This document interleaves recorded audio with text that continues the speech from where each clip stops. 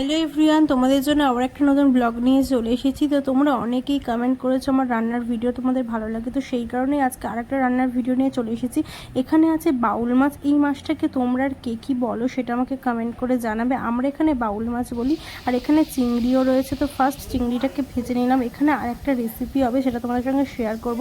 লঙ্কা ভাজা, পেঁয়াজ ভাজা, এদিকে চিংড়ি ভাজাটা হয়ে গেছে, চিংড়ি ভাজাটা তুলে রাখবো। তো এইটা একটা অন্য একটা রেসিপি হবে। তো তার আগে তোমাদের মাছের তরকারিটা আজকে দেখিয়ে দিই। প্রথমে বাউল মাছগুলোকে নুন, হলুদ, লঙ্কা দিয়ে মানে গুঁড়ো লঙ্কা দিয়ে এটাকে মাখিয়ে নিলাম, কারণ এটাকে আবার ভাজা হবে। তো এই মাছটাকে তোমরা আর কে কী বলো অবশ্যই জানিও। আর আজকে রেসিপিটা তোমরা দেখো, আশা করছি তোমাদের ভালো লাগবে। তো তারপর হচ্ছে কি মাছগুলোকে ভেজে নিলাম। যেহেতু মাছগুলো বড় বড় ছিল ওই কারণে 3টে করে নিয়ে ভেজে নিয়েছি, কারণ 6টা মাছ ছিল। তো এইভাবে মাছগুলোকে ভাজি ভাজি করে নেব। আর এখানে সর্ষে, পোস্ত, এগুলো লঙ্কা বাটা সব বাটা ছিল। তো তারপরে হচ্ছে কি কড়াই তেল দিয়ে লঙ্কা আর জিরে দিয়েছি, কালা জিরে। তো তারপরে হচ্ছে কি এটাকেও ভাজি ভাজি করে নেবো। তো মাছগুলো দেখো ভেজে রেখে দিয়েছি। আর এখানে হচ্ছে কি তারপর টমেটো দিয়ে দিয়েছি, টমেটোটাকে ভালো করে কষিয়ে নেওয়ার পর তারপরে মশলাগুলো এক একে দিয়ে দেবো। প্রথমে দিয়ে দিয়েছিলাম নুন, তারপর দিয়ে দিয়েছিলাম হলুদ, আর এখানে তারপরে দিয়েছিলাম লঙ্কা, মানে এমনি যে লাল লঙ্কা, ওই লঙ্কা দিয়ে দিয়েছিলাম। দিয়ে আবারও ভালো করে কষিয়ে নিয়েছিলাম, কারণ মশলাটা থেকে তেল ছাড়লে তবেই হচ্ছে কি জল দেবো। তো তারপরে হালকা একটু জল দিয়ে আবারও কষিয়ে নিয়েছিলাম।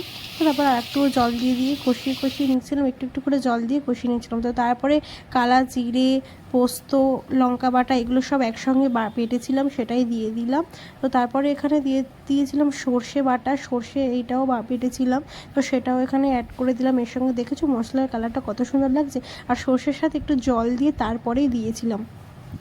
তো দেখো রেসিপিটা তোমরা এইভাবে বাড়িতে ট্রাই করতে পারো। আশা করছি তোমাদের অনেক অনেক ভালো লাগবে রেসিপিটা।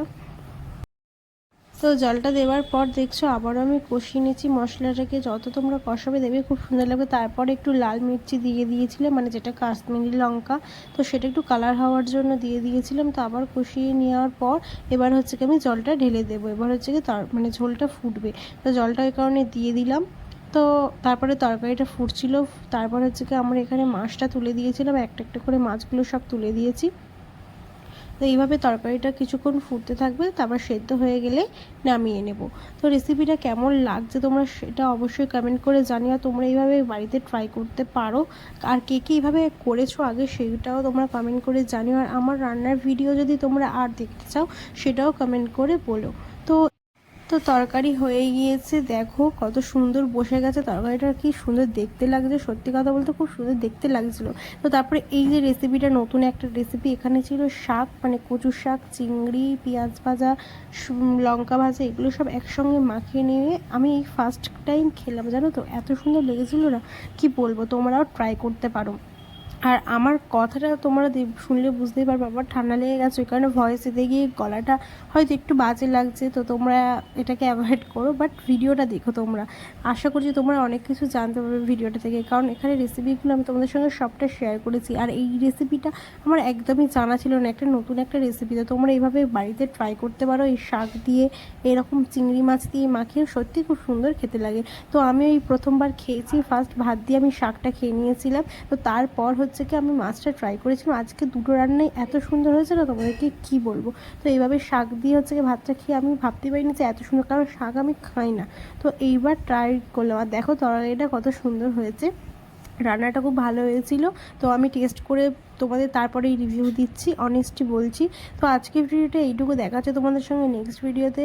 কেমন লাগলো তোমরা অবশ্যই জানিও, ভালো লাগলে অবশ্যই লাইক কমেন্ট শেয়ার করো। তোমরা এইভাবে আমার পাশে দেখো, তোমাদের জন্য আরও অনেক অনেক ভিডিও করবো আমি। তো টাটা সবাইকে।